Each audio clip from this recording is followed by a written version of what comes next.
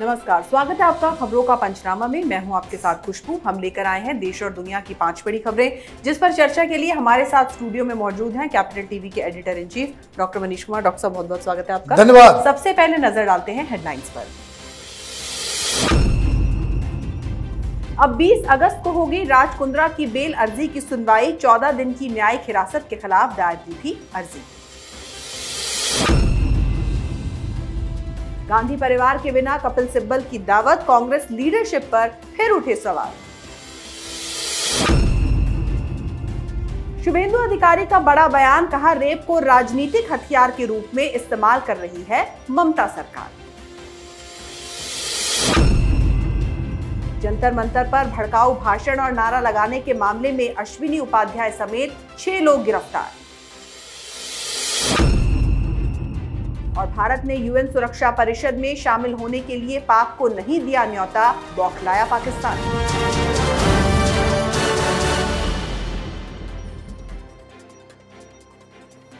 रुक करते हैं पहली खबर का। शिल्पा शेट्टी के पति और मशहूर बिजनेसमैन राज कुंद्रा की मुश्किलें अब लगातार बढ़ती ही जा रही हैं। जी हां, कोर्ट ने आज बिजनेसमैन की बेल अर्जी की सुनवाई को 20 अगस्त तक आगे बढ़ा दिया, जिसका मतलब है कि आने वाले दिनों में भी राज कुंद्रा को जेल में ही रहना होगा। आपको बता दें, 27 जुलाई को राज कुंद्रा को कोर्ट ने 14 दिनों के लिए न्यायिक हिरासत में भेजा था।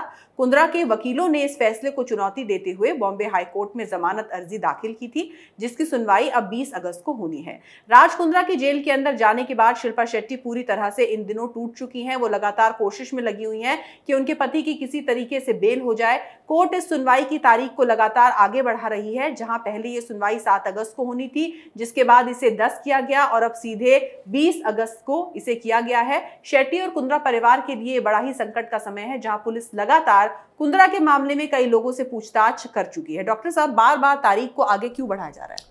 देखिए, इसका मतलब बिल्कुल साफ है। कोर्ट का रुख जो है वो जरा सा भी कुंद्रा के पक्ष में दिखता नजर नहीं आ रहा है। हालांकि ये बताया गया कि भाई ये पोर्नोग्राफी नहीं है, हम इरोटिका बना रहे हैं। ये तो खुद को ये लोग कह रहे थे कि हम कोई गलत काम नहीं कर रहे हैं। कानून की दृष्टि से क्या फैसला होगा वो तो कोर्ट में फैसला होगा। समाज की दृष्टि से, और जिसका मुझे लग रहा है कि जजेस के ऊपर जो है इसका इम्पैक्ट आ रहा है कि आप जिस तरह की दलीलें दे रहे हैं और जिस तरह का आपने काम किया है वो बिल्कुल कोरिलेट नहीं कर रहा। जब इनको भेजा गया था न्यायिक हिरासत में, तो कोर्ट की तरफ से ये कहा गया था कि भाई जो दलीलें दी गई थी कोर्ट के अंदर में कि इनका बाहर आने का मतलब है कि बहुत सारे सबूतों को ये नष्ट करेंगे। नष्ट करने की बात क्राइम ब्रांच पहले कर चुकी है। उनके घर से चीज़ें जो हैं उसको नष्ट किया गया है, फ़ोन को इन्होंने नष्ट किया। और दूसरा, जिस हिसाब से आज भी 2 लड़कियां सामने आई हैं, इंडिया टुडे के टीवी पे मैं देख रहा था, 2 लड़कियां वो बता रही हैं कि उनके साथ ज़बरदस्ती की जाती थी, उनको ब्लैकमेल किया जाता था, काम नहीं करने पे, न्यूड सीन नहीं देने के ऊपर उनको कहा जाता था कि तुम्हारे ऊपर केस ठोक दिया जाएगा। तो ये सारे टेक्निक अपनाए जाते थे। तो ऐसे में जो लग रहा है कि अगर इनको बाहर छोड़ दिया गया तो जो तमाम जो अबला महिलाएं हैं जो इस पूरे रैकेट की शिकार हुई हैं उनके ऊपर दबाव पड़ जाएगा।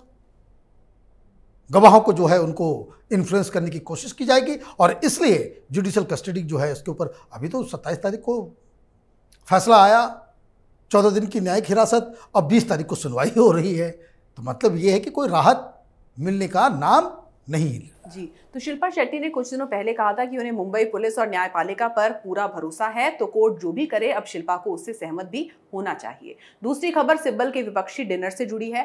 कांग्रेस नेता कपिल सिब्बल ने विपक्षी नेताओं को अपने जन्मदिन की दावत दी। इसमें वैसे तो सरकार को घेरने और 2024 के चुनाव में बीजेपी के खिलाफ एकजुट होने का मुद्दा छाया रहा, लेकिन खास बात यह रही कि इसमें गांधी परिवार से कोई नहीं था। यह दावत ऐसे समय दी गई जब राहुल गांधी श्रीनगर के दौरे पर हैं और प्रियंका विदेश में हैं। मीडिया रिपोर्ट्स के मुताबिक इस दावत में एक बार फिर कांग्रेस में बदलाव का मुद्दा उठा।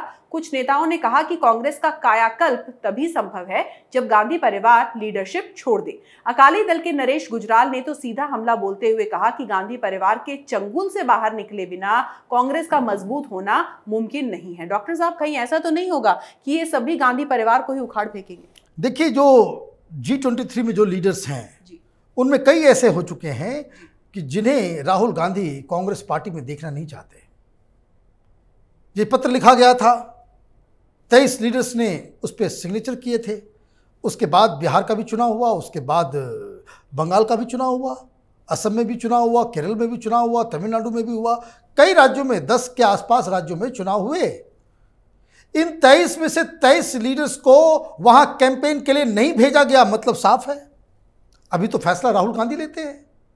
अब कपिल सिब्बल उस वक्त इस तरह की मीटिंग कर रहे हैं जब राहुल गांधी दिल्ली में ही नहीं है। वो तमाम लोग जो उसके उस G23 उस लेटर के ऊपर जो राहुल गांधी के नेतृत्व के ऊपर सवाल उठा रहे हैं, उनमें ज़्यादातर लोग इस मीटिंग में आए। विपक्ष के बहुत सारे लोग आए। राहुल गांधी ने एक ब्रेकफास्ट मीटिंग की थी। उस ब्रेकफास्ट मीटिंग से कहीं ज़्यादा लोग कपिल सिब्बल के डिनर में आ गए। कपिल सिब्बल राहुल गांधी से ज़्यादा विपक्ष के नेताओं और पार्टियों को मोबिलाइज कर पा रहे हैं। ये तो विद्रोह है। और वहां बातचीत क्या हो रही है? आपने आके गुजराल साहब के बारे में बात की, जो सब अकाली दल के हैं। तो अकाली दल के लीडर कपिल सिब्बल के साथ, अकाली दल से तो सीधा सीधी लड़ाई चल रही है कांग्रेस पार्टी की। मतलब कपिल सिब्बल के यहां जो मीटिंग हुई वो कांग्रेस पार्टी से इतर, उससे हटकर कोई नए गठबंधन की तैयारी हो रही है। ऐसे तो राहुल गांधी का पूरा प्लान ही चौपट हो जाएगा। और उसमें सबसे मजेदार बात क्या है, जो सवाल उठाए गए बहुत जेन्युइन सवाल उठाए गए। मैं बस एक एग्जांपल दे दूं, थोड़ा लंबा चला जाएगा लेकिन फिर भी वो समझना जरूरी है। बीजू जनता दल के जो पिनाकी जी, वो उसके लीडर हैं, उन्होंने कहा कि भाई कांग्रेस पार्टी में किससे बात की जाए। भारतीय जनता पार्टी के विरोधी पार्टी है ये बीजू जनता दल, वहां पे विपक्षी पार्टी है भारतीय जनता पार्टी, और सत्ता में पटनायक साहब हैं। लेकिन कभी कांग्रेस पार्टी के साथ कोऑर्डिनेट करके पार्लियामेंट के अंदर केंद्र की राजनीति में वो साथ साथ खड़े नजर नहीं आते, क्यों? तो पिनाकी साहब ने इस मीटिंग के दौरान कहा कि भाई ये तो समझ ही में नहीं आता कि कांग्रेस पार्टी में किससे बात की जाए। आप गठबंधन बनाने चल रहे हैं, राहुल गांधी किसी दूसरी पार्टी के बड़े लीडर से आप मिलेंगे नहीं, बातचीत नहीं करेंगे, आइडियाज शेयर नहीं करेंगे, तो आपके साथ कौन आएगा? और ये जो जमावड़ा हुआ है, ये कांग्रेस पार्टी के अंदर जो इसको कह सकते हैं उहापोह की स्थिति बनी हुई है, उसी को ये दर्शा रहा है। कांग्रेस पार्टी एक वर्टिकल डिवीजन की ओर बढ़ती चली जा रही है। जी, तो जाहिर सी बात है कि संगठन में शक्ति होती है, और अगर ये सभी कांग्रेसी नेता मिल जाए तो गांधी परिवार भी इनका कुछ नहीं बिगाड़ पाएगा। अब रुक करते हैं तीसरी खबर का। पश्चिम बंगाल में विधानसभा चुनाव के बाद हिंसा को लेकर बीजेपी लगातार ममता सरकार पर हमला बोल रही है। अब बीजेपी के वरिष्ठ नेता और विधानसभा में नेता प्रतिपक्ष शुभेंदु अधिकारी ने ममता बनर्जी की सरकार पर रेप को राजनीतिक हथियार के रूप में इस्तेमाल करने का आरोप लगाया। इसके साथ ही इसके खिलाफ लगातार संघर्ष जारी रखने का ऐलान किया है। बता दें कि कल बीजेपी कार्यकर्ता की मूक पत्नी के साथ सामूहिक दुष्कर्म का मामला सामने आया था। पीड़ित ने थाने में शिकायत दर्ज कराई थी। उसके बाद शिकायत के आधार पर पुलिस ने 2 नामजद लोगों को अरेस्ट कर लिया है। घटना सामने आने के बाद टीएमसी ने कहा कि वो पीड़िता के साथ है और दोषियों को सजा देने की मांग की। ये घटना अमता विधानसभा क्षेत्र के बागनान की है। डॉक्टर साहब, शुभेंदु अधिकारी के इस बयान को किस तरीके से देखते हैं? देखिए कि जो कल की जो घटना घटी है बहुत ही बेहद शर्मनाक है जी। उस महिला को सरेआम बांध दिया गया जी। और उनके साथ सामूहिक बलात्कार किया गया। दोष क्या है? दोष बस इतना है कि वो भारतीय जनता पार्टी के समर्थक है, उसके परिवार के लोग भारतीय जनता पार्टी के साथ थे। और ये कहानी, ये टीएमसी का जो यू टर्न है, वो कह रही कि भाई हम पीड़िता के साथ हैं, पीड़िता के साथ नहीं है। क्योंकि जब ये घटना घटी, ये लोग पुलिस के पास गए, पुलिस ने एफआईआर लिखने से मना कर दिया, क्योंकि उनको मालूम था कि ये तो पॉलिटिकल मसला है। इसलिए ज्यादातर एनएचआरसी की रिपोर्ट क्या कह रही है, कलकत्ता हाईकोर्ट क्या कह रहा है कि पीड़िता के साथ पुलिस खड़ी नहीं रही। ये पहला केस नहीं है, तमाम केसों में कि महिलाओं के साथ बलात्कार हो रहा है और पुलिस एफआईआर तक दर्ज नहीं कर रही। ये तो मसला हाईलाइट हो गया, सब जगह आ गया और स्टेशन चल रहा है। इस वजह से घटना के बहुत समय बाद पुलिस ने इसमें एफआईआर दर्ज की और 2 लोगों को पकड़ के बंद किया। लेकिन हो क्या रहा है? हो ये रहा है कि आप गिन चुन के जो भारतीय जनता पार्टी या फिर ममता बनर्जी की पार्टी टीएमसी के विरोधी लोग हैं, उनके घर की महिलाओं के साथ वहां पे बलात्कार की घटना, ये तो बहुत सारी रिपोर्टिंग आ रही है। तो शुभेंदु अधिकारी जो कह रहे हैं वो सही कह रहे हैं कि जब बलात्कार राजनीति के आधार पे हो, कौन किस पार्टी का समर्थक है उसको देखकर सरेआम सजा देने के लिए कि तुमने टीएमसी को वोट नहीं किया इसलिए तुम्हारे साथ ये दुर्व्यवहार हो रहा है, तो ये जो है रेप पॉलिटिकल है। क्योंकि पॉलिटिकल पार्टी को ध्यान में रखते हुए ये घटनाएं घट रही हैं। तो अगर 1, 2, 3, 1 दर्जन घटनाएं इस तरह की होती है तो फिर भी लोग इसे नज़रअंदाज कर सकते हैं। यहां तो हजारों की संख्या में है और हर जगह यही राजनीतिक रेप, तो ये पार्टी के हाईकमान के बिना इशारे ये तो हो नहीं सकता, ये पॉसिबल नहीं है। पुलिस एफआईआर दर्ज ना करे, ये तो ऊपर से ही ऑर्डर आ सकता है, अदरवाइज किस पुलिस वाले को अपनी नौकरी प्यारी नहीं है? और ये सारी चीजें हो रही है। तो शुभेंदु अधिकारी बिल्कुल सही कह रहे हैं कि ममता बनर्जी रेप को एक राजनीतिक टूल की तरह इस्तेमाल कर रही है। जी, तो जब एक महिला होकर भी ममता बनर्जी के दिल में दूसरी महिलाओं के प्रति सहानुभूति नहीं, फिर वो और लोगों के बारे में क्या सोचेंगी? अब रुक करते हैं चौथी खबर का। जंतर मंतर पर आपत्तिजनक भाषण देने और नारेबाजी के मामले में कनॉट प्लेस थाना पुलिस ने मंगलवार सुबह बीजेपी के पूर्व प्रवक्ता अश्विनी उपाध्याय, दीपक सिंह, विनोद शर्मा, विनीत क्रांति, प्रीत सिंह और दीपक को पूछताछ के लिए थाने बुलाया था। दोपहर में इन 6 लोगों को गिरफ्तार कर लिया गया। जिन धाराओं के तहत इन सभी को गिरफ्तार किया गया है वो सभी जमानती हैं। गौरतलब है कि अंग्रेजों के जमाने के पुराने कानूनों में बदलाव की मांग को लेकर रविवार को जंतर मंतर पर आयोजित कार्यक्रम के दौरान भड़काऊ भाषण देने और आपत्तिजनक नारे लगाने के मामले में कोरोना महामारी के दौरान सरकारी आदेश का उल्लंघन करने की विभिन्न धाराओं के तहत अज्ञात के खिलाफ मुकदमा दर्ज किया गया। प्रदर्शन के बाद इंटरनेट मीडिया में कुछ आपत्तिजनक वीडियो वायरल होने के बाद पुलिस ने उक्त मामले में कार्रवाई की। डॉक्टर साहब, क्या ये गिरफ्तारी सही है? देखिए, वहां जो घटना घटी, अश्विनी उपाध्याय का कहना है कि वो जिस संगठन ने इस कार्यक्रम को बुलाया था उससे उनका कोई लेना देना नहीं है। उसके ऑफिस बेरर कोई और हैं, ऑर्गेनाइजर कोई और है, ये लोग गेस्ट बनकर के वहां पे गए थे। अब वहां पे कुछ नारेबाजी होती है, नारेबाजी गलत है। अश्विनी उपाध्याय ये कह चुके कि भाई जो लोग इस तरह के नारेबाजी कर रहे हैं उसके खिलाफ आप एफआईआर दर्ज कीजिए, उन लोगों की पहचान सुनिश्चित कीजिए और उन लोगों को गिरफ्तार कीजिए, एक्शन लीजिए। उसमें कोई दो राय नहीं है, उसके लिए वो कोई आदमी उसको डिफेंड नहीं करेगा। अब पुलिस का कहना यह है कि भाई हमने डिजिटल सबूतों के आधार पर हमने इनकी गिरफ्तारी की है कि ये लोग व्हाट्सएप के जरिए इस इवेंट का प्रचार प्रसार कर रहे थे। होर्डिंग्स लगी हुई थी, उसमें इनका चेहरा था तमाम लोगों के द्वारा, तो वो गिरफ्तारी हो गई है। सवाल कुछ और है, नारेबाजी किसने लगाई उसको गिरफ्तार किया जाना चाहिए। लेकिन दिल्ली पुलिस तो वही दिल्ली पुलिस है।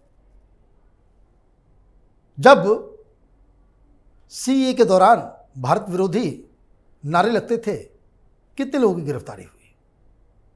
जब जेएनयू के अंदर भारत तेरे टुकड़े होंगे, इंशाअल्लाह के नारे लगे, आपने ऑर्गेनाइजर को पकड़ा?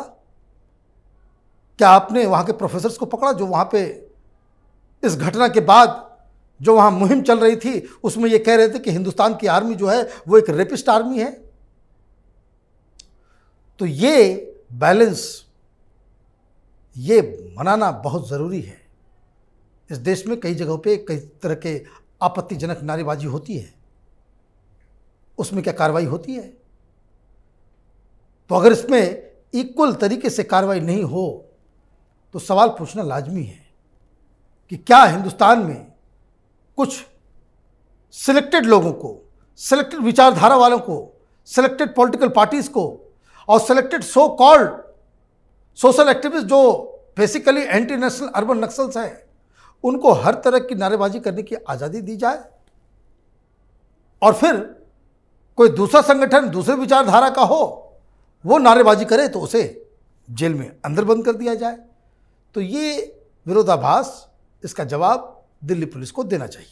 जी, तो जैसा कि यहाँ पर डॉक्टर साहब ने कहा, जिस तरह की कार्रवाई दिल्ली पुलिस कर रही है, ये कहावत अब बहुत पुरानी हो गई है कि कानून अंधा होता है। अब तो पुलिस भी राजनीति से प्रेरित हो गई है। अब रुक करते हैं आखिरी खबर का। अफगानिस्तान में तालिबान द्वारा फैलाई जा रही हिंसा के बीच भारत ने युद्धग्रस्त मुल्क में शांति को लेकर संयुक्त राष्ट्र सुरक्षा परिषद में चर्चा की। इस दौरान पाकिस्तान को न्योता नहीं दिया गया। ऐसे में इमरान खान की सरकार बौखला उठी है और ये बौखलाहट पाकिस्तानी नेताओं के बयानों में देखी जा सकती है। पाकिस्तानी विदेश मंत्री शाह महमूद कुरैशी ने आरोप लगाया कि भारत द्वारा सुरक्षा परिषद में पाकिस्तान को नहीं बुलाना उसके अध्यक्ष के रूप में अपनी जिम्मेदारी को सही से ना निभाना है। इस बैठक में अफगानिस्तान ने पाकिस्तान और तालिबान के बीच गठजोड़ की पोल भी खोली थी। अफगानिस्तान ने कहा था कि पाकिस्तान तालिबान आतंकियों के लिए सुरक्षित पनाहगार बन चुका है। डॉक्टर साहब, आप क्या कहेंगे, पाकिस्तान की बौखलाहट है या फिर शर्मिंदगी? देखिए, प्रधानमंत्री मोदी ने इतिहास रचा है जी। सुरक्षा परिषद की मीटिंग की अध्यक्षता कौन कर रहा था? तो वो प्रधानमंत्री कर रहे थे जी। पहली बार इतिहास में सुरक्षा परिषद की जो अध्यक्षता जो है वो भारत के पास है। तो भारत में अभी तो कोई मनमोहन सिंह नहीं बैठे हुए हैं कि भाई जो चला देंगे अमन की आशा कि हम अध्यक्ष बन गए, हमारा दिल बड़ा है, पाकिस्तान को भी बुला लो। ये तो होता नहीं है। अब जैसे ही ये पोजीशन ऑफ पावर हिंदुस्तान के पास आया, सबसे पहले जो है, जैसे चाय के प्याले में गिरी हुई मक्खी को निकाल के बाहर फेंक दिया जाता है, वैसे पाकिस्तान को उठा करके बाहर फेंक दिया गया। और ये फेंकना इसलिए भी ज़रूरी था कि वो फिर वहाँ पे आकर के फिर वही कश्मीर, वही उल्टी पुल्टी भारत के खिलाफ जो है बयानबाजी करना, घिसा पिटा रिकॉर्ड। यहाँ हुई ये बात कि वहाँ पे अफगानिस्तान के बारे में डिस्कशन हुआ तो अफगानिस्तान के रिप्रेजेंटेटिव ने पूरी तरीके से पोल खोल दी। उन्होंने कहा कि ये देखिए, ये बयान है वहाँ के गृह मंत्री का, शेख रशीद का, जो अपने टेलीविज़न चैनल के ऊपर अपने रिपोर्टर्स को ये बता रहे हैं कि जो तालिबान अभी घायल हो रहे हैं उनका इलाज पाकिस्तान में चल रहा है। अफगानिस्तान ने कहा कि जिस तरह के वेपन्स का इस्तेमाल किया जा रहा है, जो बमों को इस्तेमाल किया जा रहा है, वो पाकिस्तान से भेजा जा रहा है। इतना ही नहीं, अफगानिस्तान ने यह भी कहा कि तालिबान की संख्या ज़्यादा हो जाए, इसलिए जो पाकिस्तान के अंदर बैठे जो कट्टरपंथी एलिमेंट्स हैं, जिनके सिर पे जिहाद का जुनून चढ़ा हुआ है, उनको 10,000 की संख्या में पाकिस्तान ने उसे अफगानिस्तान रवाना किया है, भेजा है। मतलब ये पैसे से, ट्रेनिंग से, हथियार से और लड़ाई के बाद मेडिकल सेवाओं से, खाने पीने से, रसद से, और साथ ही साथ लड़ाकों से, जिहादियों से संख्या बढ़ाने से पाकिस्तान मदद पहुंचा रहा है। किसको? तालिबान को। और इसलिए ये जो बौखलाहट इसलिए थी क्योंकि इस मीटिंग के बाद अमेरिका के रक्षा मंत्री ने बाजवा से बात की और साफ साफ चेतावनी दी है, सुधर जाओ, नहीं तो फिर ये जो B-52 बॉम्बर्स हैं, जो मज़ार शरीफ के आसपास जो बमबारी कर रही है, वो पाकिस्तान के अंदर रावलपिंडी में चलना स्टार्ट हो जाएगा। ये असली कहानी है। जी डॉक्टर साहब, बहुत बहुत धन्यवाद इस तमाम जानकारी के लिए। धन्यवाद। तो खबरों का पंचनामा में आज के लिए बस इतना ही। देश विदेश की तमाम खबरों और उनके एनालिसिस के लिए आप देखते रहिए कैपिटल टीवी। हमें लाइक करें, शेयर करें और कैपिटल टीवी को सब्सक्राइब करें। नमस्कार।